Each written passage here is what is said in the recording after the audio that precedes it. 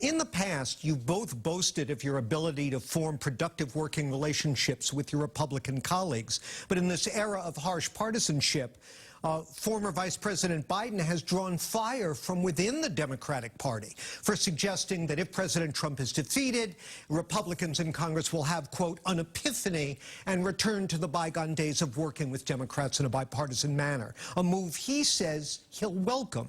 His critics call that naive and out of touch with reality. Who's right, Biden or his critics? 1 minute, please. Well, we hope that when Donald Trump is fumigated out of the White House in November and Republicans lose control of the Senate and they're in the minority, that they will see the light and they will begin to cooperate on a bipartisan basis. That's what we hope. But if they don't, there's a big agenda next year on health care, on the economy, on education, on criminal justice. Justice, justice, justice, justice. It's on the ballot in November, and it will be the agenda next January. And if the Republicans continue to be obstinate and obdurate, then we'll just have to change the filibuster rules in order to get that agenda passed. Because America can't wait. Justice must be delivered, especially to those essential workers in our country who right now are running the risk of catching the coronavirus and giving it to their own family. We can see who they are. They're poorer, they're black, they're brown, they're immigrants, and we need to ensure that we put in an agenda on the books that the Republicans, if they block it, cannot stop because we just change the rules. Thank you, Congressman Kennedy. A return to bipartisanship is that naive and out of touch? 1 minute. I hope not, but I fear so. And that's why, John, I would point you to the way in which I've gone about my job over the course of the past 4 terms in Congress, the majority of those under Republican control. The bills that I referenced a moment ago all passed under Republican control of the House. But I was able to find areas of overlap and to push that legislation through. The difference between myself and Senator Markey is that I'm not content just to say that that is going to be enough. He talks about a big, bold agenda. We need to have a big, bold agenda. The difference is he'll vote for it, I'll fight for it. That big, bold agenda doesn't just come about because we wish it to be so. You got to go out there and make it so. You got to be here on our streets in communities like Chelsea and Fall River and Brockton and Springfield, listening to the concerns of our constituents. You got to take that fight nationally. He likes to cite the support that he's gotten in his similar bills with Congressman Ocasio-Cortez and Bernie Sanders. The difference is they are in every corner of the country fighting for that change, and he has gone nowhere to make it come to pass. Rebuttal. Well, I introduced the Green New Deal with Alexandria Ocasio-Cortez a year and a half ago, so that we would have real environmental justice in our country as we solved the problem of climate change for the planet, that we would save all the creation by engaging in massive job creation. But Alexandria and I, we made sure in the Green New Deal, which was criticized, by the way, not just by Republicans and Fox News, but it was criticized by many Democrats as well, just going too far. Because we talked about intersectionality. We talked about frontline communities. We talked about people of color. We talked about how those who are in the most polluted situations invariably are the poorest. They're the immigrant families, and we could see that during the coronavirus. So when I introduced that bill, yeah, it was poo-pooed in certain circumstances, but it seems prescient today. And by the way, the same thing is true about Medicare for all. When I stood next to Bernie in 2017, introducing Medicare for all, Congressman Kennedy took 2 years to sign on to Medicare for all.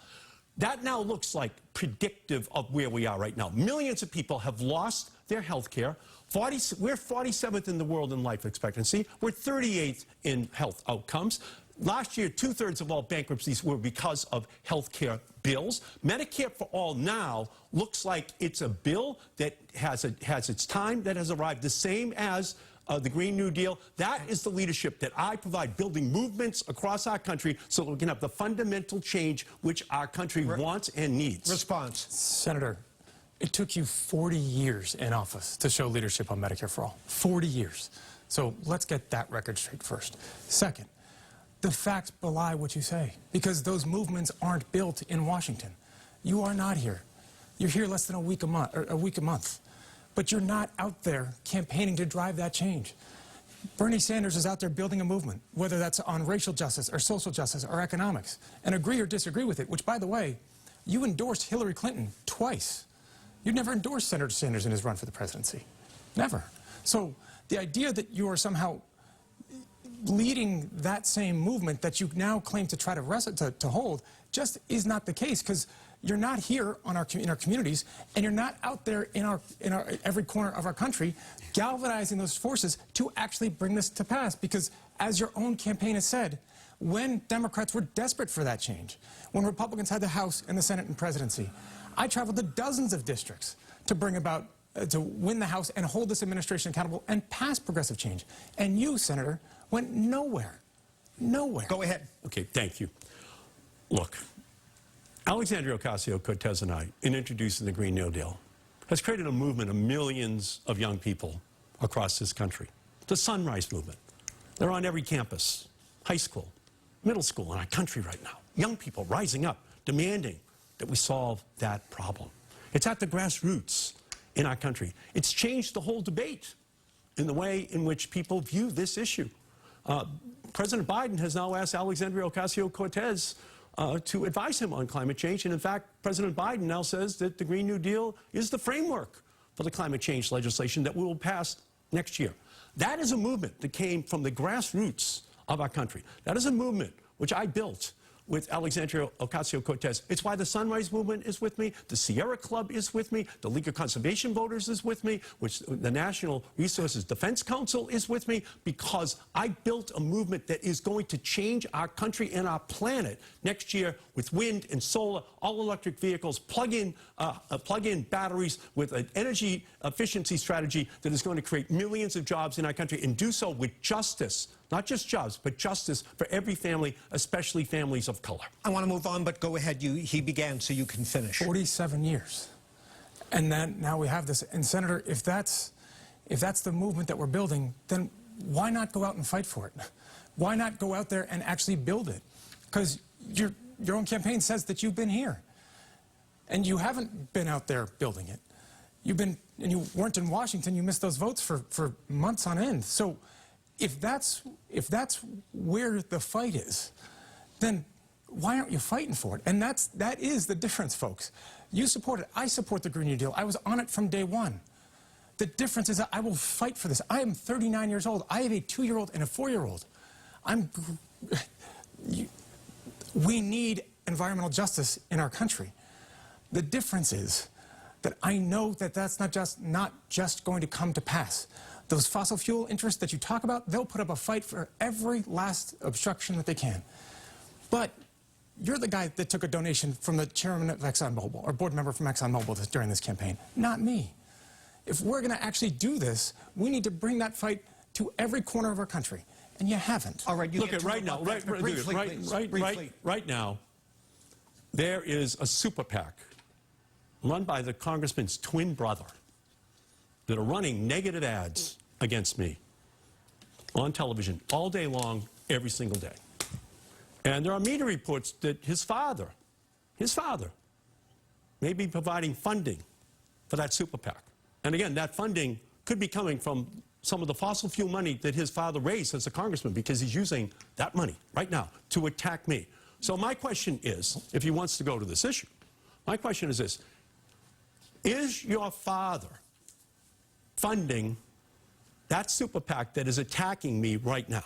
No clue, no idea. And Senator, let's be very clear about this. The only reason why there is a super PAC in this race, the only one, is because you would not stay good to your word. You signed a pledge back in 2013 to keep super PACs out. Shannon Liz Reardon and I gave you came to you to ask you to do the same thing. She and I signed that pledge. You refused to. There's been negative ads on me, digital ads put forward by your campaign for a long time. Your campaign, your super PAC, is funded by a telecom billionaire, a private equity billionaire, and one of the folks that funded Mitt Romney's super PAC when he ran for president. You have taken more money from the telecom industry than any living member of Congress. So if we want to talk about campaign finance reform, I asked you multiple times to keep this money out. You said no. Here's the difference. Here's the difference. Wrap it up. Well, no, this is an important subject, John. Here's the difference. The difference is this. This super PAC is running relentless negative ads. I challenged the congressman to say that if any super PAC gets in, that it only be positive and that it be disclosed money. And so right now, what the congressman is saying is, with all these relentless ads coming in, he says, I have no idea if my father, he's saying, I have no idea if my father is providing the funding for all of these negative ads that are being run, because they should be positive. Any super PAC for me should be positive, any super PAC for him. So here's what I would say to the congressman. I'm sure your father's watching right now. Tell your father right now that you don't want money to go into a super PAC that runs negative ads. And just tell your twin brother and tell your father you don't want any money to be spent on negative ads in Massachusetts in 2020 in the era of Donald Trump. Senator, respond. I've said that multiple times. Have you told your father that? I've said that publicly multiple times. Have you said it to your father? Publicly. Have you said it to your father? Publicly, Senator. Tell your father you don't want the money to be spent on negative ads. Senator. Do you want it? Senator. Will you make that clear? Let him answer. Senator. Okay, sure. When I asked you back in February at a debate whether you would stand by your word, and you said there needed to be positive voices. Hold on. You said there needed to be positive voices. You know what those, when you didn't have an answer for who was to judge those positive voices? It's because of those workers like Miles Calvey and the IBEW, the folks that ended up losing their jobs because of your bill, and you wouldn't meet with them. They have a very different take on some of your positive voices because of the economic devastation that it brought for those families. Okay. The viewers want to hear some other issues. My campaign 10 seconds, please. My campaign is people-powered.